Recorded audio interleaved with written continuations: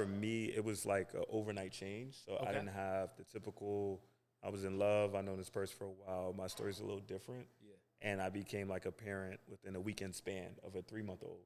Okay, at hold the on, hold time. on. Let me. Take me through this. You said you became a father over the weekend? Yeah.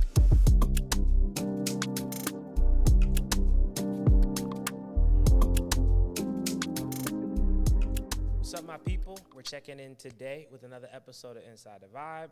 I'm the host, Yoru.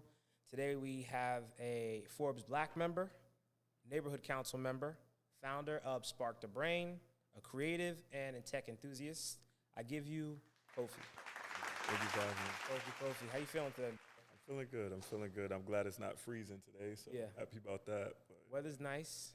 A little chilly, but not too terrible where we have to put on the hoodies just yet. Okay. how are you? I'm good. I can't complain. You know, we're it's another long Saturday, but it's a holiday weekend, so we're gonna get into some fun after the work is over. You know how that goes. So before we get into like the serious questions about what you do, Spark the Brain, just your journey as a not only a tech enthusiast but philanthropist and all these other things that you have your hands in, we're gonna do some silly questions, kind of get the mood more calm, more entertaining, more comfortable, I would say. So first thing I have for you is, do you have a hobby that's like a little, I'll say geeky or nerdy, something that you like to do, but like you may not be as forthcoming about it, you know? So- Nothing raunchy, just like, you know. Yeah, I'm into like Star Wars and like Marvel shows and stuff. Okay. So I will watch like, even after movies, I would go on YouTube and watch like stuff about the characters. Okay. Like their stories, and it's like the geek guys on there talking about it. I don't really tell people that, but yeah, that's Now they something I know. do. Now they know. I'm the same way. Not Star Wars. Star Wars, I feel like is like a real cult. Marvel's more like a club. Because Star Wars is like, oh no, he was the fifth Jedi of the family. And I'm just like, listen, I just like the lightsabers. Like, that's too much for me. But I'm definitely aligned with that. Lion King or Toy Story? I'm gonna go with Toy Story. Okay, I'm surprised. I thought as an African you would. Yeah. I thought you would do Lion King because I'm a Lion King guy. I might be biased, but actually I don't know. Toy Story is both legendary, so there's no real wrong answer. Okay. How many numbers have you? I want to say memorized in your life. Phone numbers? Phone numbers, and not including your own. Probably like 3 to 4. We don't need to anymore. These days, like, you got caller ID, the landlines. I feel like on landlines, that was more of a thing, but now we don't really need to do that as much anymore. Do you believe in soulmates? I do. Okay. Why? I feel like certain people, like you meet them and it just feels like you've known them your whole life, like just off rip. And it's just some people that just leaves like a certain like impact on you. So I feel like I've been in love before, I love before, and then some people that's just like this person, like they can't go away. No matter what I do, no matter who I talk to, they just there. And I think that's like a real soulmate. Yeah. All right. So, all right, I like that answer. And do you believe that, I guess you believe in like both platonic and romantic soulmates? At first I didn't, but now like yeah, I do a little bit. Yeah. Platonic soulmates is a hard one, especially if like y'all are the opposite sex. It's like, I don't know how that works. I mean, yeah, I don't know. It depends on where I am in the situation, how open I am to embracing it. Like, I don't know if my girl could have like a, my girl can have no soulmate, because now everybody got to die, unfortunately. All right, so would you rather be on 90 Day Fiance or Love is Blind? Probably 90 days too long. Love is Blind. Okay. Yeah. I hate both, but I go with Really? Love is Blind. Yeah. I like Love is Blind. I like the chaos. I could never be on it, though. Could never be on it. It's just not who I am. My friends would never let me live that down. Yeah. And I feel like people, I guess my understanding of 90 Day Fiance is like people go on there to like get green cards. And maybe that's just because like my first introduction to it, that like real famous couple, I think it was like an African man, like this big white girl. That was when I first started realizing about 90 Day Fiance. So I don't know if I could just ever really realistically go on there. But Yeah, because I feel like 90 days, I wouldn't be able to like fake it. Like I'll just be like, nah. I It can't. depends on what's at stake. Like I'm a pretty good like I can suffer in silence. So I think I might be able to make the long haul. But it depends. It depends. I had to be in the moment. Do you prefer to work in silence or with like music or the TV playing, like white noise? It depends what I'm working on. Like when I did like essays or certain work in school, I need music. probably like an album and just keep it going. If it's like regular work like now, it depends. Okay. Yeah, I need something that's not like too loud, something like calm. But fills the space a little Yeah. bit. All right. Last one I have for you. Would you rather kind of go into work early and leave early, or go in late and leave late? Going late and leave late. Okay. That's an interesting one. I feel like, I don't really sleep like that. So I feel like for me, going early and leave early, but it depends how early I can go in. Because if I can go in like real early and leave early, I'm chilling. But I think a good mix is I would say, ideal in those circumstances. So I'm a night owl, so it's like Same, the later same, the same. better. I'm like, yeah, I can do this, that. That makes sense. Probably got more energy to make it happen. All right, cool. Well, that's a set the flow, our game at Inside the Vibe, to kind of help our community learn a little bit about our guests and kind of get us framed in the right place to dive into these questions. So, Kofi, and you said you're from Jersey originally, but now you're in Manhattan. Yeah, so from Harlem, like I lived in Jersey to Harlem, Chelsea, Florida, then back to Chelsea. Really? Yeah. So why that stint in Florida? So my dad. So my mom is African American. I met my Ghanaian side at 16. Oh, so wow. my real name is George. I go by Kofi because I was born on Friday. Me, my dad, and my half brother, all George Marfo. Wow. So I'm like, you got to call me by my nickname Yeah, at you this got point. to at this point. Yeah. Might get confusing. I like that. Okay. And do you feel that being introduced into your Ghanaian side at 16, how did that impact like your walk as like a man? Because I feel like at 16, you're becoming or starting to realize like what manhood represents. Like that's right, like junior year, senior year. So how did that change your journey as like realizing the man you wanted to be and the man like you could be? Well, for me, living in Florida was like a different ball game. Like the school I was at had like 2,000 kids. Oh, wow, and then that's a big school. everybody here when I was growing up was kind of just like, yeah, what you gonna be when you're older? It's like, oh, like they didn't really care. Yeah. Florida, they like, you don't know what you're gonna be in college. Like, you don't know what you're gonna do in college. I'm like, nah, like you sound like this. I'm like, oh no, I gotta get it together. Yeah. And then my Ghanaian side, at first it was like an adjustment because it's a different culture. And then I felt like I compared it to like Michael being Black Panther. I'm like, they not accepting me, or like I feel kind of like an outsider, even though I should be an insider. So it was mainly that for me. Yeah. And I think all Africans born here have that balancing of being aware and understanding of Black American culture, but still being like African. It's like a equilibrium you try to find, that you sort of have to find that like that balance and freedom for yourself. So I believe even myself had that journey that I kind of had to embark on my own. And I think you have moments where you kind of go back and forth, but ultimately, once you find that peace for yourself, you're in a great space. Yep. So in looking like at your socials and the things that I've seen you're a part of, there's a connection to the community that I see is like very prevalent in who you are and how you show up. And I want to know, has that always been a part of your identity, or did that sort of evolve as you kind of became more in tune with who you were? I think that started like when I kept changing schools. So I went to college in Kansas, Tennessee, and Florida. Okay. So just keep adjusting and keep meeting people and stuff like that. And then when I came back here, it was like a lot of things I was just doing naturally. So like I got an award from my community called the Dr. Elliott Award. And so people do a lot in the community, help people find work. So like a lot of things I'm doing now, this is planned, but before I was just helping people. And it was like, oh, like this doesn't take energy really. So now with community, it's really just like I just want to bring people together. Yeah. So do you think finding that, like you said that Kansas, Tennessee, and was it New York or Miami? In Florida. Florida. Do you think not having a consistent home made you kind of long for a way to tie, like more so create roots to something you kind of never really had consistently? Yeah.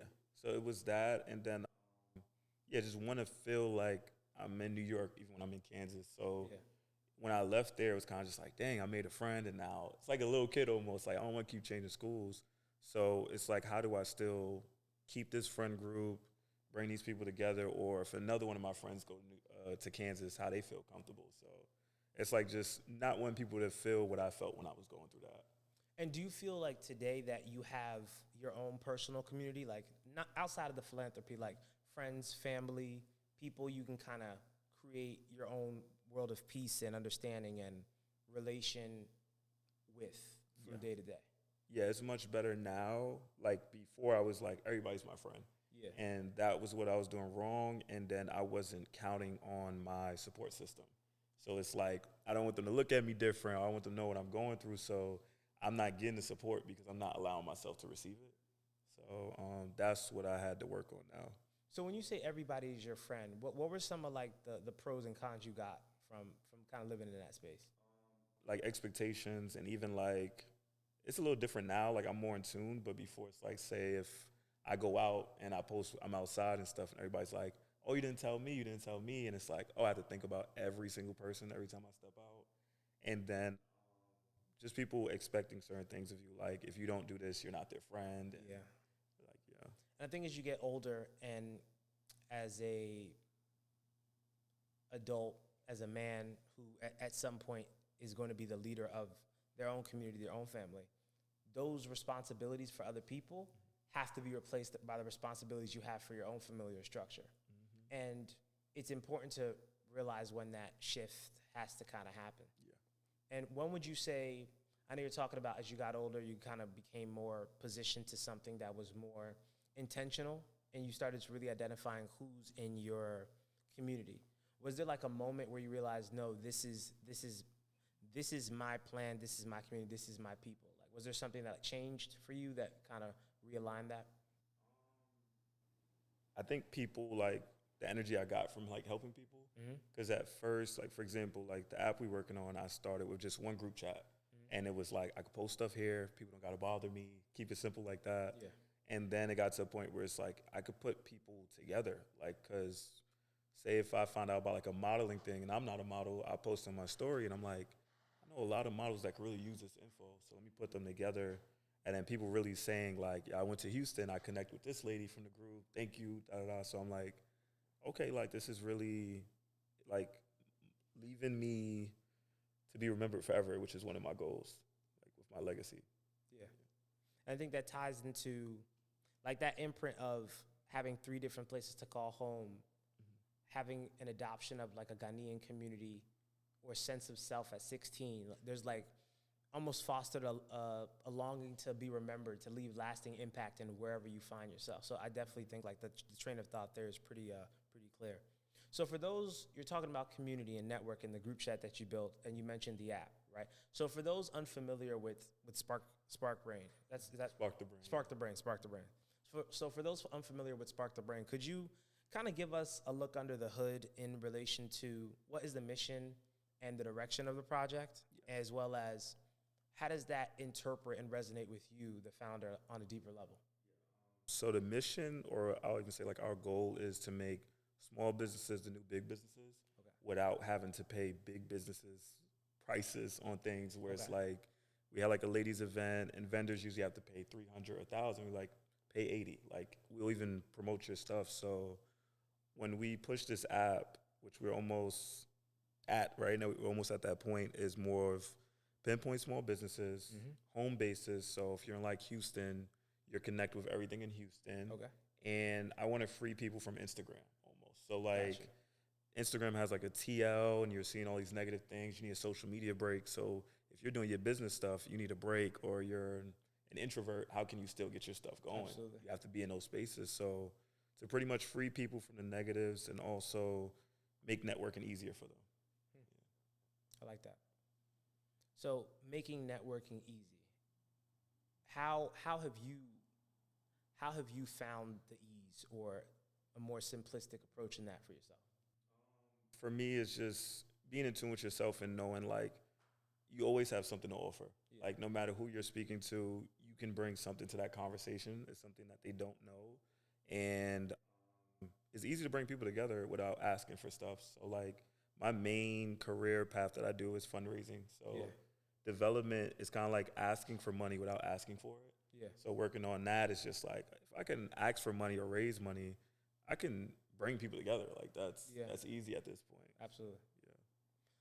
So we're talking about networking, and obviously in 2025, there's all these social media platforms and networking opportunities that kind of take the guise of what happens at parties, right? Because I feel like a party is the new networking mixer to kind of connect and collaborate across industry or within the industry. So it's one thing to meet people, and it's another thing to make longing connections that really matter and impact your professional walk. And I've seen from your socials, you've had conversations with, I want to say Marlon Wayans, Dr. Sebi's brother, Kyrie, and even Busta Rhymes. So from your approach and kind of operating in those spaces and those moments, how do you look to build long relationships with people? And how can you kind of give maybe some advice to people who are in those same spaces but maybe haven't been able to have some of those conversations with influencers or influential people that they're looking to have? I would say the first thing is like putting your pride aside, because a lot of times with like outreach or interviews, you feel like not like you're lower than this person, but it's like I'm asking them to do me this favor. Yeah. And so it was that part and just seeing how to relate. So it's like a lot of people in those areas, like even the owner of the Highline I interviewed, they want to share this information. They want to, give people the game to the things that they do. So I know you were kind of giving us some insight on how you can make longing and lasting relationships. I know one thing you mentioned was putting your pride aside, and now you're talking about, bothering people. And I'm pretty sure that you were speaking to Highline and the person that you kind of connected with who gave you that advice. It kind of showcased to you how you embody that. Can you give us some insight onto what that looks like for like your perspective? Pick their brain mainly too. Something I forgot to mention was when I interned at even the Highline, I interned there in Little Island. The owner took us out to lunch, and he says, book meetings with people here and interview them. Yeah. Like, ask them questions, pick their brain, because there's so much knowledge you can gain. And he said, and these people, they feel good helping people. Because at first I'm just like, if somebody is rich or is that, what more do I have to offer them? Absolutely. Yeah. And for them, a lot of times, just like, they did all these things. They just want to share the experience to people. So I would say to tell people to ask questions, ask the right questions. It's no dumb question. And also, with building relationships, I held a course and I told people that you got to follow up with people. You got to ask them how they're doing first, because, usually it's always just business. And Absolutely. don't be afraid to ask for help. So I asked a lady from Amazon. She was a high-up person there, and I said, I'm looking for work. Do you know any places you could recommend to me? I know she works for Amazon. I know she's going to bring that up to me. She's like, oh, we're actually hiring here. I'll recommend you this, that. So it's like I asked her without asking her. So Yeah. that's with also the prior information you already knew. Mm-hmm. So that intentionality, and then really the ability to put your pride aside and really be focused in how you want to be, I want to say, consistent, right? Is very important in those worlds that you're kind of trying to operate in for making those lasting connections. So a big theme has been community and values and kind of how to really create relationships that last beyond just we exchange Instagrams or numbers at a party. In your experience, as you've gotten older and your responsibilities have changed, how have you still made time for those while still showing up as who your community needs you to be?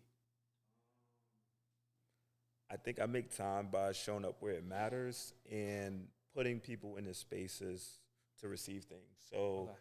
I would like to roll, let's say we have videographers here, photographers here. I'll put them in the media chat. So I might not be able to share this or that because I have this, that going on. But now you have a bunch of people in the same field or this, that. So building spaces for people to get the things they need, Yeah. where it won't really take energy from me, because it's like you all are in this. I can share something, but y'all have everything here. Yeah. Pretty much. I'm not involved in the day-to-day as much, but I gave you the tools to kind of create your own network within our infrastructure. Mm-hmm. So there's clearly something bigger pushing you and propelling you towards the goal that Spark the Ring represents.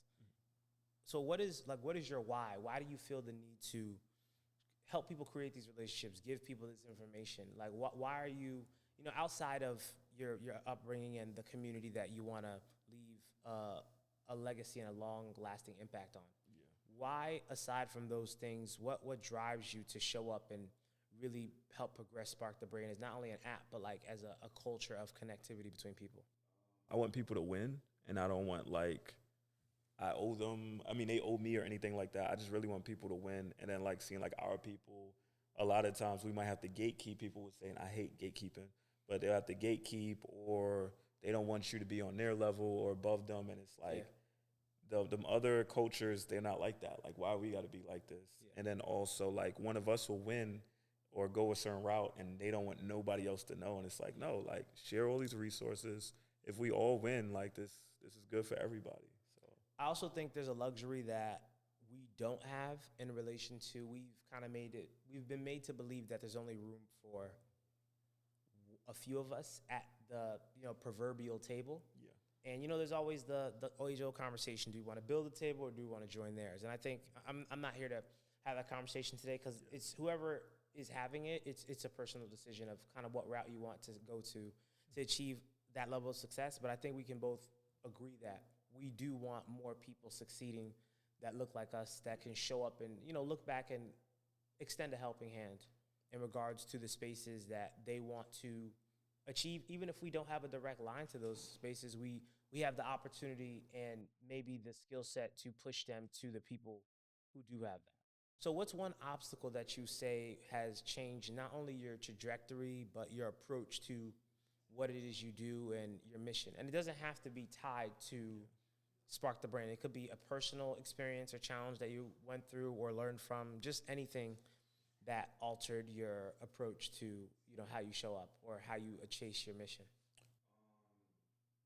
giving up on dreams, I think, is one where you'll have a dream and you'll think nobody else is going through the same like issue with it. Yeah. So it's like that's why too. Like I made certain chats where it's like you're a new business owner. It's a bunch of new business owners here. You can see their struggles. You can hear certain things. So it's like don't give up because you're not the only one going through this. And then I think another one is like me becoming a parent made me feel like, if at first my mindset changed when I had my daughter, where it's just like give up my dreams and make as much time for her, do all these things. But then I thought about it and was like, if she has a kid, she's gonna do the same thing. So I have to lead by example, and I also want to be that parent that when like career day comes, I'm like, my daughter's real proud of me. So yeah, those are two things for me. Got it. And do you think in having your daughter, how old is your daughter? She's 4. 4 years old. Okay. So when in having your daughter, do you feel that kind of helped you to have a better understanding for what you were trying to achieve, or do you feel it made it harder? I'm less available, but it allowed me to like really appreciate time and to really like value my time because I was always, when I was younger, I was more of a people pleaser, and I was always available for everybody, but not so much for myself. So with my daughter, I'm like, one, I have to be good for myself, but I have to be good for her, and then I can make time for people. But it's not just everybody first, and I struggle now. Yeah. So that's what it helped me. And I think, I don't have children yet, but I think having a kid, it's almost like you're signing up for this lifelong contract that is really mostly thankless. Mm-hmm. Because I remember when I was a kid, like, I don't think I really started understanding my parents' perspective until like my late 20s. Where I was like, you know what? There's some truth in what they were saying, but I couldn't see it because I'm a kid, I'm living in it, and I just think, parents just don't understand. But no, they had a better understanding on and a grasp on things that I could really never fathom until I was in a similar or more mature position. Yeah. So how does Spark the Brain look like in, I would say, Kofi's maybe wildest dream? Like, what does that look like when you've accomplished what the mission is from your perspective? Like, how do you measure that? I would speak on this, but then I'm not, like, when I get home, because I think about outcome a lot. Okay. And sometimes it would, like, take me out of being present, which people tell me to just be present, don't think too much. Okay. But in the next couple of years, like, I really want a lot of these businesses that I see to be, like, the top businesses. I want more people to, like, take over events. Like, I've done a ladies event recently, and I want people to be like, hey, like, we're going to do an event now, or we're going to do this for somebody, and just everybody knows somebody is my goal. So it's like no matter where you go, like even in my travelers chat, I have people in like Tulum and all over, and it's like I don't want you to feel alone no matter where you go. Yeah. Where it's like now I can go outside somewhere and I'm like, I know I'm around somebody I know, so I feel comfortable. Absolutely. And I want everybody to feel that way. And I think even now that you were speaking on what that looks like, Spark the Brain kind of touching all of the ends of the globe. And now, like, you know, when you go home and you have another person to kind of be an example of what that community, what that connectivity looks like in your daughter. I know you mentioned now your responsibilities have changed, and now you have to kind of show up in a different way for who she is and who you, the kind of father you kind of want to be to her. Do you feel that those responsibilities have been, like, how was that transitioning into them? Because I know, like, being a young man, I feel like being an adult can grow you up pretty quickly. So how was that transition from being, you know, a single man chasing the dream, making Spark the Brain a reality? How does it go from that to now I'm a father? For me, it was like an overnight change. So Okay. I didn't have the typical, I was in love, I known this person for a while. My story's a little different. Yeah. And I became like a parent within a weekend span of a 3-month-old. Okay, hold on. Let me take me through this. You said you became a father over the weekend? Yeah. So the guy she was dealing with took a test. Okay. And then she reached out to me, and I took a test Monday, results Friday. Can you watch it Monday, Thursday immediately? And at the time I was working remote. So I'm like, yeah, like, you know, in my head, my dad was there for me. I have to get right to this. And it was a challenge because I never watched a baby overnight. I never changed a diaper. Especially like, now this is your baby. It's not yeah. even a baby. So how were you able to just shift mindset so quickly? Like, you went from a good weekend to now I have a kid. yeah. How do you mentally prepare for that? It's like now, like even with business, just always pivoting. Yeah. But for me, mentally, I just was just in it. So I was kind of like on autopilot of being a father for months. And I was in my head, like I was sensitive about the story. And then I also was just like, I don't feel like I'm a father. Like I'm with her, I'm doing the right things, but it didn't feel like to my knowledge of what a father should be. So Do you feel like was an acceptance thing, or do you feel like you hadn't accepted yet, like this is my kid, or what do you think was the reason that it didn't dawn on you, hey, like I'm a dad? I missed the birth is what hurt. Okay. And then also I had to still learn my daughter. So she was like very sick at the time. So I had to take in this knowledge. I had to lean on her mom with my questions and stuff. So I'm like, I don't feel like her equal. Like I gotta step it up. Like but equal of the mom or of the? Yeah. And then also just I wanted to be in love and have a family and stuff. So It wasn't the picture you imagined to start a family. yeah, so I was like, I let my daughter down. She got what I got now with my parents not together. So Okay. she was supposed to get better, and my friend's like, you can still get that. Yeah. I was like, And that's heavy to kind of feel like you are an embodiment of the quote unquote failures you hope to not imagine, so to speak. And I like that your friend kind of poured into you and was like, hey, no, like this happened not intentionally. You didn't know, but you can still be and create everything you didn't have. Mm-hmm. So in how did you said you missed the birth. How did that happen? I didn't have any knowledge of her. So she was with somebody, so it was like no contact, no anything. She thought it was his kid.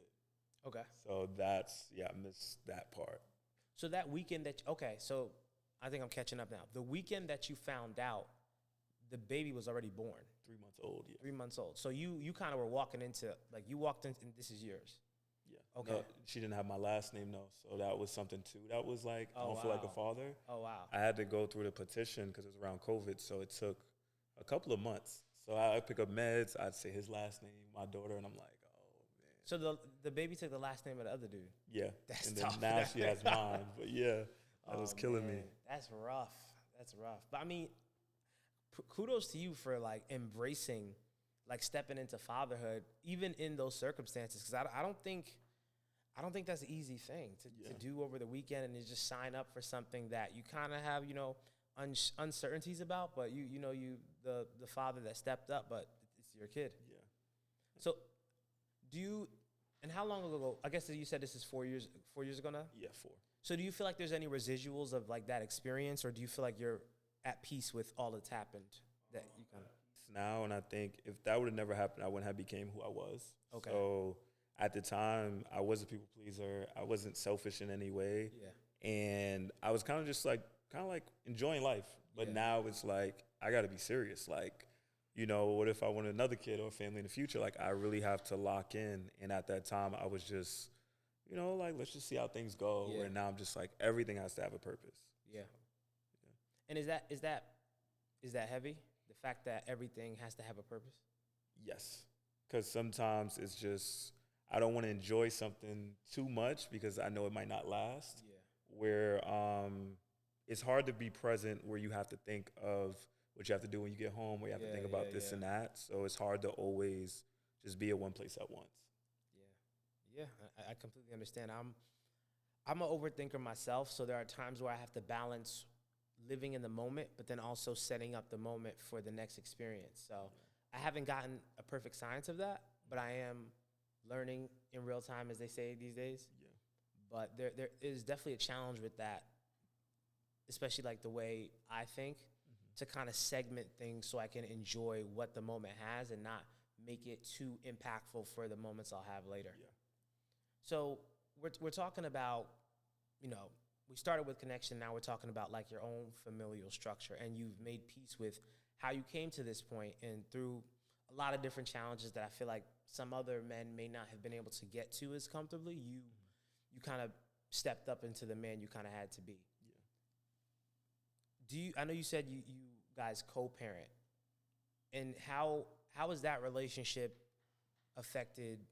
Well, I would say, has it affected anything else you do in that regard? Because I know you talked about how you wanted your familial life journey to begin, and it was different. So now the fact that you guys co-parent, and I'm assuming you guys aren't together since you're using co-parenting. So how does that impact, how you show up, not only in the space of the family, but in other things that you do now that you kind of aren't living in the dream that you essentially wanted to initially, but you have now this new dream? It was rocky at first, like for the first 2.5 years.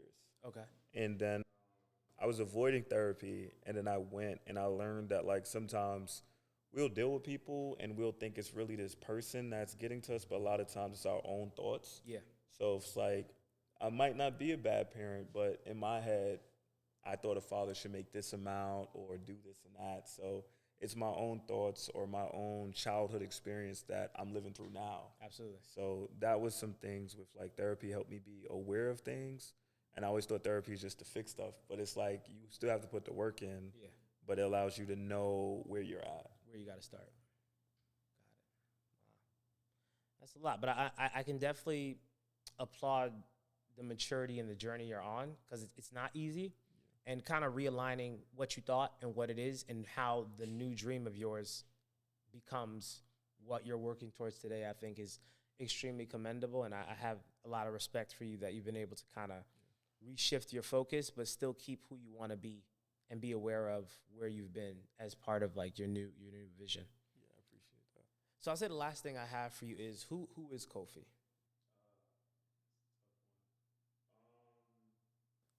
So before, I would say I was whatever job or whatever thing I was doing. Mm-hmm. So I was allowing my identity to be based off what I'm doing or what career I'm doing. And I think now I say I'm a vessel sometimes, where I think that I'm here to change lives and to leave a legacy behind, be remembered forever, whether it's charities or something. And I just want to be remembered for more than just being a good person. So Kofi is impactful. Kofi is human, which I always have to remind myself with mistakes and stuff. And the last thing would be,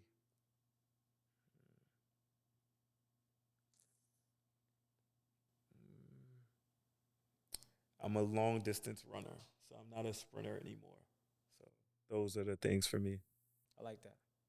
Well, thanks again for coming out. This is Kofi. I'm Yoru. This is Inside the Vibe, and we will catch you guys in the next one. Peace.